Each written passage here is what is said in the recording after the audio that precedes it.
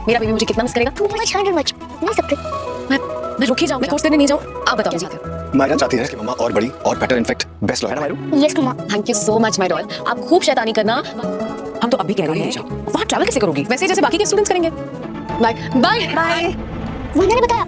रिश्ता क्या कहलाता है कि आने वाले एपिसोड होने वाले हैं ज़बरदस्त, सनसनीखेज, दिलचस्प। जी हाँ दोस्तों, आने वाले एपिसोड में आप लोग देखने वाले हैं कि उधर बीरा को मायरा कहती है कि आप जल्दी लौट आना, ठीक है ना, मैं भी यहाँ मिस करूँगी। किसको मिस करूँगी? तुमको करूँगी। बीरा कहती है यहाँ वो है, ये है, उसके साथ तुम खेलना कूदना, मैं आ जाऊँगी, तुम फिर मुझे टाइम ही नहीं मिलेगा तुम्हें याद करने के लिए, मुझे याद नहीं करोगी।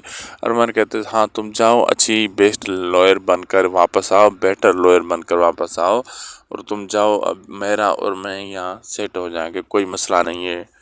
तो फिर यहाँ पे बाद में मेरा दादी साहब कहती है कि मेरे मम्मी पापा एक दूसरे को हग क्यों नहीं करते, गले क्यों नहीं लगाते, क्यों, क्या वजह है? अब आगे देखना मज़ेदार होगा क्या क्या होने वाला है।